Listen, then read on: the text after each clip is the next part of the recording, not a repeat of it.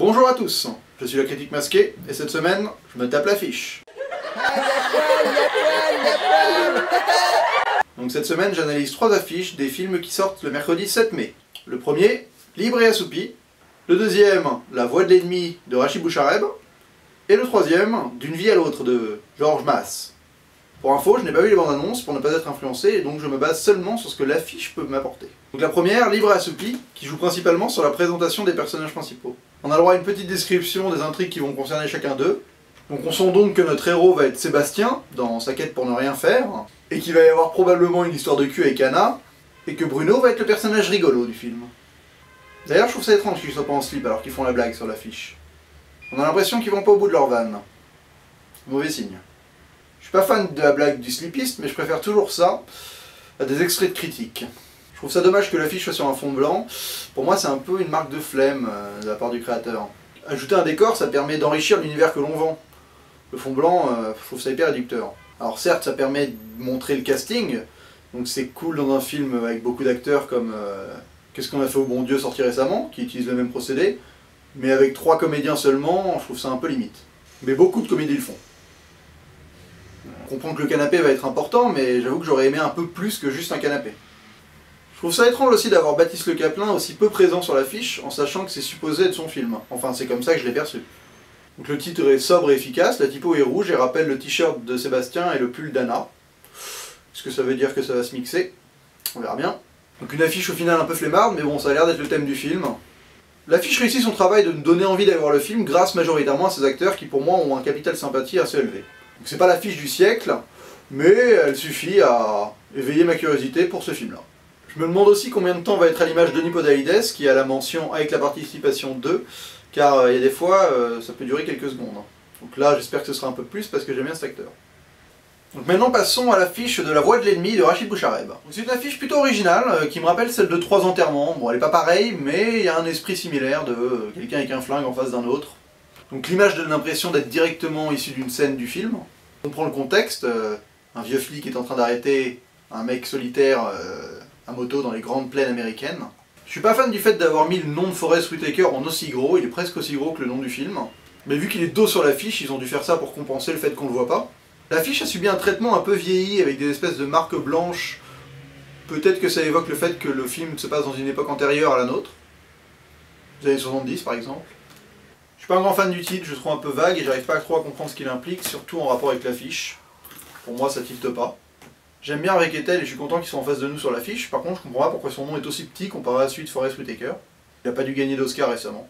Parce que vu la taille du nom de Forest Whitaker sur l'affiche, j'ai l'impression que ça va être lui le personnage principal. Et dans ce cas-là, je trouve que ça manque d'un côté iconique. Je trouve ça important dans une affiche quand on va suivre un personnage pendant 2 heures, de le rendre un peu iconique, de donner envie de suivre ce mec. Et là, il est dos, on sait pas trop ce qu'il fait, on sait pas trop qui il est, on sait même pas sûr que ce soit lui.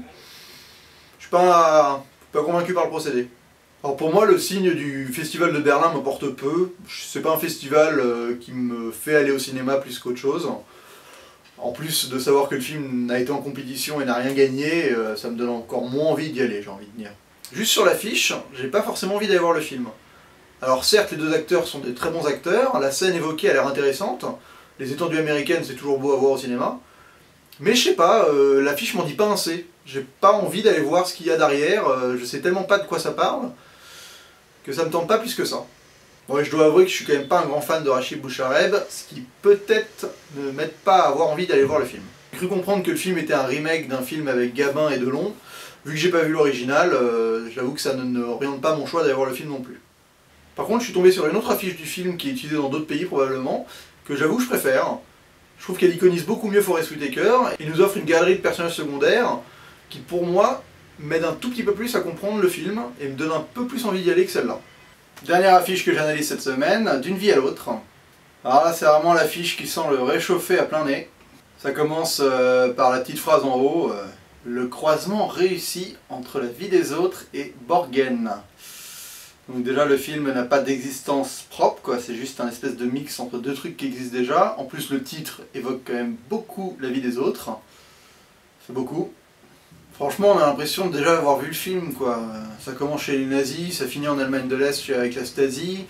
Entre temps il nous montre les différentes étapes du personnage principal, au début dans un orphelinat, après il y a un procès, il y a un moment où où elle écoute, donc elle assiste à un procès, j'ai l'impression. Je peux me gourer, mais franchement, c'est quoi le genre d'affiche qui t'explique le film d'une manière linéaire, en mettant un personnage principal à différentes époques, là, c'est d'une lourdeur. Graphiquement, je trouve pas ça très beau déjà, de mettre son gros visage à gauche et de rajouter elle dans différentes époques à droite, dans les petites bulles là.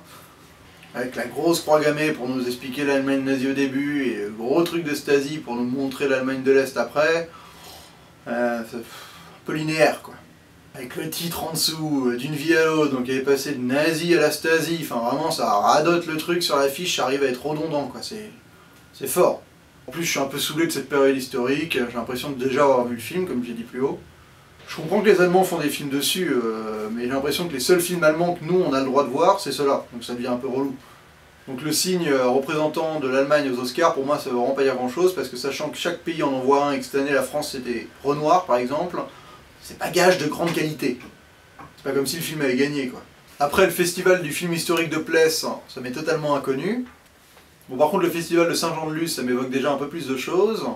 Donc 2 prix du public, ça m'aide à me dire que le film n'est pas mauvais, mais c'est pas pour ça que ça me donne envie d'aller le voir. Typiquement le genre de film que je n'irai pas voir en salle, à moins que beaucoup de gens me disent d'aller le voir par le bouche à oreille, mais l'affiche en elle-même me donne absolument pas envie d'y aller.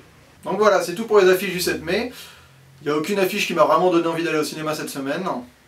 Espérons que ce sera mieux la semaine prochaine. Et d'ici là, bonne toile!